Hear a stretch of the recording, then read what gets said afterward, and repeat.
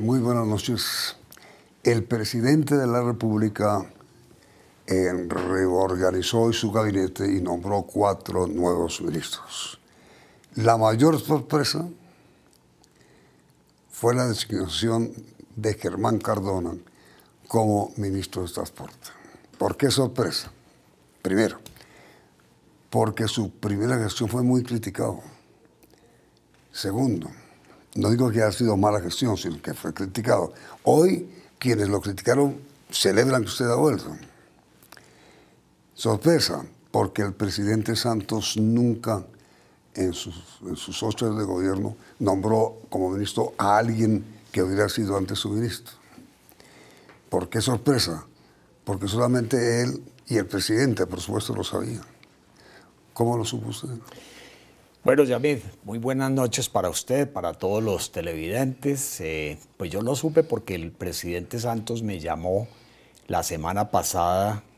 Yo pensé que me había llamado a preguntarme por alguna de las personas que había trabajado conmigo en el ministerio, pero la sorpresa fue cuando él me dijo que quería que lo acompañara en este último año de gobierno, según sus propias palabras, para que cerrara lo que me había tocado iniciar en el año 2010. Dije en la presentación que su primera gestión, ahora que la segunda, fue muy criticada, por varias razones, a ver si las evaluamos. Usted tuvo mucha dificultad con los camioneros, ¿no es cierto? Indudablemente, pero afortunadamente después de ese paro camionero, donde acabamos con el tema de la tabla de fletes y demás, y se entró a un tipo de libertad vigilada, eso digamos que nos convino a todos, tanto a los camioneros como al gobierno, y creo que ahora lo que podemos es seguir construyendo, porque el país se ha ido modernizando en estos temas y se tiene que seguir modernizando en esos temas. Pues me sorprende, doctor Cardona, que las 2 grandes organizaciones de camioneros están celebrando hoy su designación. Hombre, pues yo me alegro mucho y de verdad que espero reunirme con ellos porque a mí realmente el gremio me parece un gremio muy importante.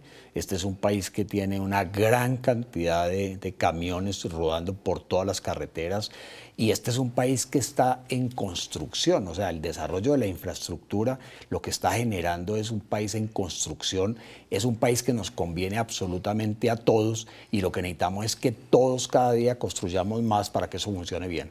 Si yo recuerdo bien, si no le ruego que me corrijan, usted estableció una tabla de fletes, Sí, ¿no es cierto?, señor. que originó la rebelión de los camioneros. Sí, señor. Porque antes era una guerra brutal. Sí. ¿Qué pasó con eso? No, simplemente se eliminó esa tabla de fletes porque es que eso ya era una cosa obsoleta y había que entrar a regular este tema de los fletes, del transporte, de una manera distinta. Entonces ahora existen otros regímenes de libertad vigilada y demás. Eso está funcionando bien. Ya no hay tabla. No, y lógicamente hay que irse ajustando en cada uno de esos temas y ahí vamos construyendo cada día mejor. Pero no hay tabla, pero tampoco hay guerra. No hay guerra. ¿Por qué no hay guerra? Porque es que afortunadamente los ministros que me sucedieron a mí, ¿sí?, el caso de Cecilia Álvarez, el caso de Natalia Bello, el mismo Jorge Eduardo Rojas, digamos que ellos todos también se han venido preocupando con sus viceministros, porque usted recuerde que cuando llegamos al gobierno en el año 2010 no había viceministro de transporte, ese viceministerio no existía, era un solo viceministerio. Hoy ya hay viceministerio de transporte y viceministerio de infraestructura. Entonces los viceministros de transporte han tenido ya el tiempo para dedicarse a trabajar en esos temas. Sobre esto de los camioneros, señor ministro, ¿hay una superpoblación, por llamarlo de alguna manera, de camiones o no?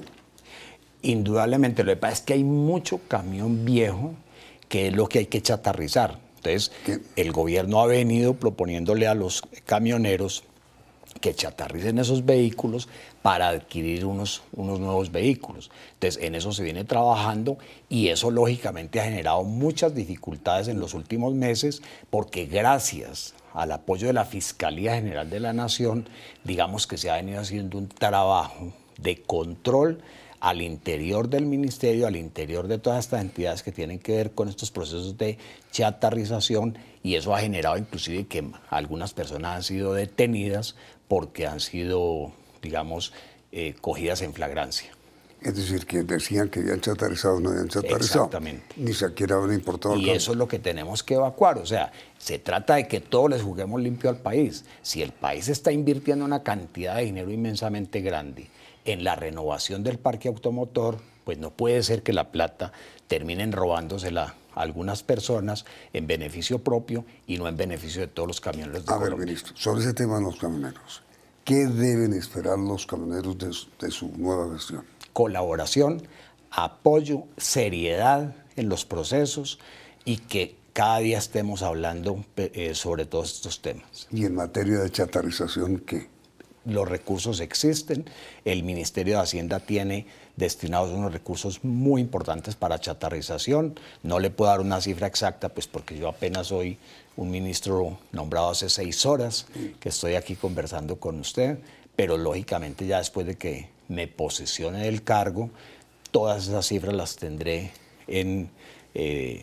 a mi lado para decirle al país y a los camioneros que ahí están los recursos para chatarrizar. En los medios de comunicación, señor ministro, sabemos que el gobierno norteamericano ha venido insistiendo reiteradamente en que se importen camiones. Usted lo sabe. Sí, señor. ¿Eso va a ser así? Pues indiscutiblemente. Es que en Colombia la mayoría de los camiones que entran son importados, ¿sí? Entonces, bienvenidos son. Lo que pasa es que no se le olvide que nosotros venimos también de una crisis del petróleo, que fue una crisis real. Muchos de ese mercado de camiones que existía, camiones y tractomulas, pues ha bajado mucho, digamos, la demanda. Entonces, todo eso tiene que tener un control. Entonces, antes había gente que compraba y compraba camiones porque eso le parecía un excelente negocio, y ahora, pues, lógicamente las cosas están más controladas. Es decir, digamos que en materia de camiones el país ya está abastecido. Yo diría que sí, en la medida en que también dentro de todos estos procesos de chatarrización las cosas se hagan ordenadamente y vamos haciendo esos procesos honradamente, sobre todo. ¿Cómo se regulan o cómo se manejan, porque no lo sé, las tarifas de los camiones hoy?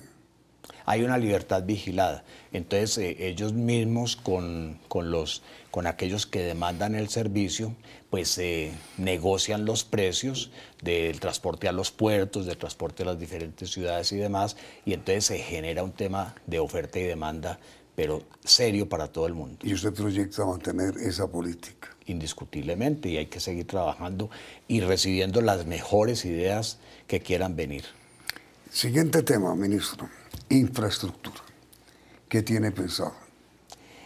Pues mire, Yamit, cuando yo empecé mi gestión como ministro de Transporte, le dije al presidente Santos, el día que él me nombró, dijo, en el año 2010, él me dijo, mire, yo quiero que este país pase a la historia en el tema de la infraestructura. Recuerdo esa frase perfectamente bien. Y yo le dije, si usted quiere eso, lo que tenemos que hacer es un revolcón total en el Ministerio de Transporte.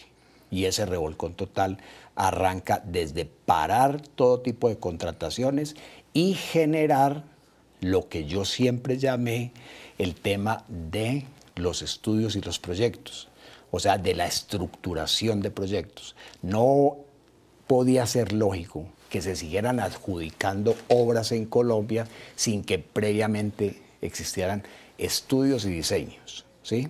Entonces el presidente me dijo, tiene luz verde, y yo empecé a trabajar con un excelente equipo que tenía para esa época, muchos de los cuales hoy siguen en el ministerio. Empezamos esas labores, eso al principio fue muy bien recibido, pero usted sabe que este es un país que demanda que se estén licitando obras permanentemente, y ya pasado más o menos un año de gobierno empezaron las resistencias de algunos sectores que usted afortunadamente ya lo dijo, son los mismos que hoy dicen que afortunadamente eso fue lo que se hizo. Sí. Entonces yo diría, si arrancamos y le pusimos toda la seriedad a este tema, Si hoy, después de más de 6 años, ya tenemos más de 31 licitaciones adjudicadas en concesiones de 4G y demás, en APPs, etcétera, etcétera. Si esto está marchando bien, si el INVIAS hoy es una entidad reconocida por todos los colombianos como una entidad pulcra y organizada, pues lo que yo quiero seguir es precisamente ejecutando lo que se está haciendo e invitando a todos los colombianos, a todos sin excepción, a que nos unamos alrededor de la infraestructura. La infraestructura no tiene colores políticos, para mí no los tiene, para nadie los tiene que tener. La palabra aquí es unir. Nosotros unimos construyendo puentes, unimos haciendo viaductos, unimos construyendo buenas vías de comunicación, y eso es lo que quiero seguir haciendo, trabajando de la mano de todos los que hoy tienen esos contratos para que las cosas salgan bien. Yo recuerdo, señor ministro, que durante su gestión al comienzo del gobierno del presidente Santos, usted lo que más impactó, lo que hizo que más impactó en la estructuración de las obras viales fue comprar, negociar los terrenos antes de adjudicar. Me explico, porque lo que había era que si se adjudicaba la obra sin la tierra, pues automáticamente el valor de la tierra con la obra ya adjudicada se triplicaba. ¿Usted recuerda? Bueno, eso fue en parte, pero digamos que lo más importante de todo esto es lo que llama la estructuración, o sea, los diseños de los proyectos, Yamil. Pero con la tierra adquirida. Es claro, porque usted no puede ir a hacer un proyecto donde no existe la tierra, y además de eso, entonces se definieron los corredores por donde van las vías, y hoy hay que reconocerlo, y en esto mis antecesores y el vicepresidente Vargas Lleras, cuando estuvo manejando todos estos temas de infraestructura, insistieron mucho. Hoy inclusive se presentan todavía algunos problemas con los problemas con los temas prediales, que la gente se resiste, que todas estas cosas y demás, pero eso ha mejorado muchísimo, y cada día digamos que las normas han venido mejorando más en ese sentido. Entonces, creo que hemos dado pasos importantes hacia adelante, hemos invitado al país a que mire que lo que se está haciendo es lo que se va a entregar, y hay una cantidad de obras que ya van muy adelante. Es que piense usted una cosa, en el año 2010 teníamos 740 kilómetros aproximadamente de dobles calzadas, y hoy, o para el año 2018, para finales, el país va a entregar más de 3.000 kilómetros en dobles calzadas. Entonces, eso no es comparado con nada. O sea, eso es la demostración de que en estos 7 años de gobierno hemos podido hacer, si se quiere, mucho más que en los últimos 20 o 25, 30 años. Y otra cosa que yo recuerdo de su primera gestión es la financiación de las obras viales. Sí, señor.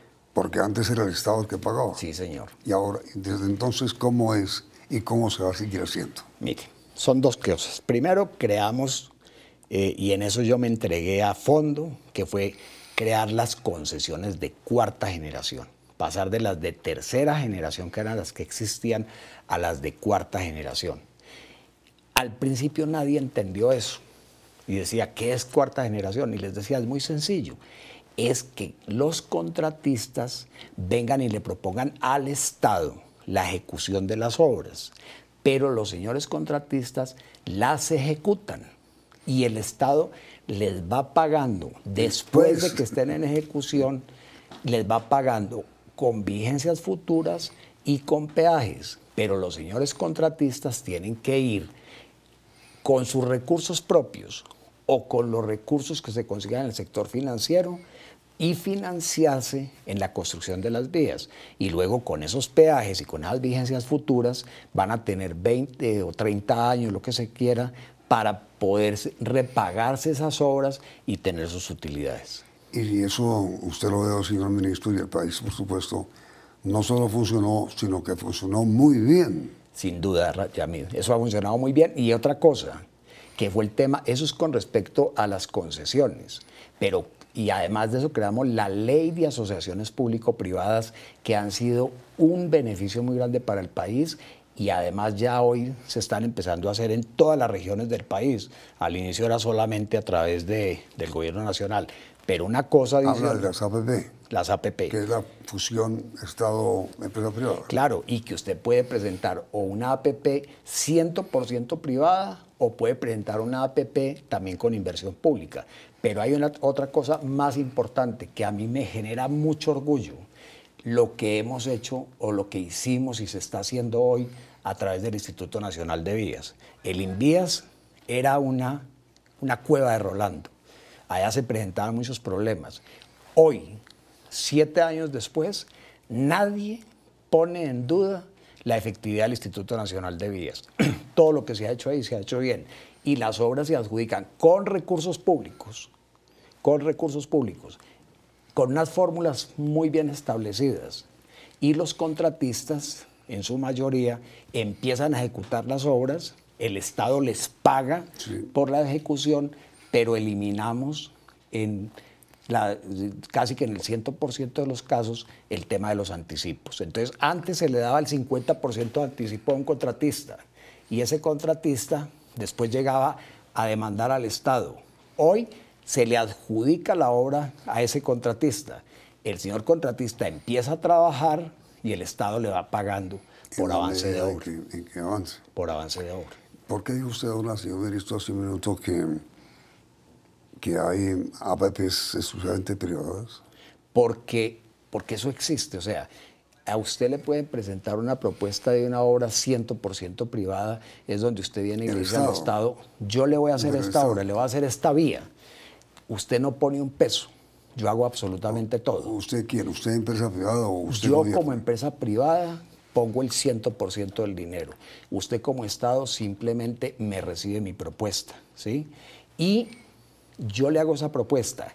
Después de que usted reciba mi propuesta, el Estado entonces dice, yo le voy a dar 2 meses a los demás ciudadanos o proponentes o contratistas que quieran presentar una mejor propuesta. Si me presentan una mejor propuesta, se la adjudico al otro y a este primero que fue el proponente original le hago un reconocimiento económico.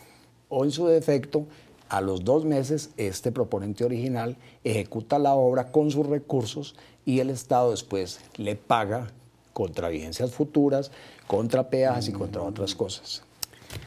Bueno, ahora, tema aburridor, Odebrecht, inmediatamente después de comercial.